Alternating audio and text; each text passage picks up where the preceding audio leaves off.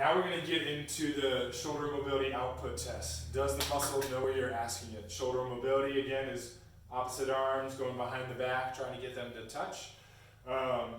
So the output test that we're going to be doing is a thoracic liftoff. I'm not going to be able to do a great job at this, but you'll get the idea. It's the same position that we were doing for the mobilization, but once you're there, what you're trying to see is if they can actually lift their head and elbows off the chair, actively getting thoracic extension without extending through their lumbar spine.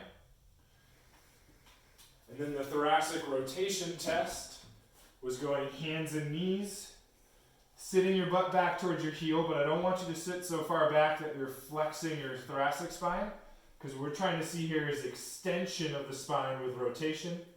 Then I usually cue hand behind your back, and they should be able to get 45 degrees of trunk rotation, almost showing their sternum to you without going out of the hip flexion range. And again, you should be able to do that symmetrically side to side.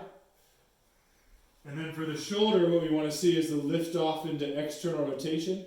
So I should be able to go prone, drive my elbow into the ground, get my wrist to lift at least 3 or 4 inches off the ground. What you should see, or what you'll see in airs, is people will drive the front of their shoulder into the ground, which you shouldn't do. People will tend to slide their elbow down, or they'll almost lift up their whole trunk versus truly just isolating it from the shoulder. And then the other one was hand behind back lift off, which here is an internal rotation activation. Can they get the hand to lift off their spine without the elbow extending, without their chest lifting?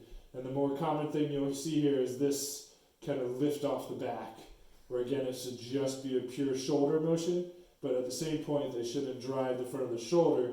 The ball or the humeral head should stay still as they do the motion.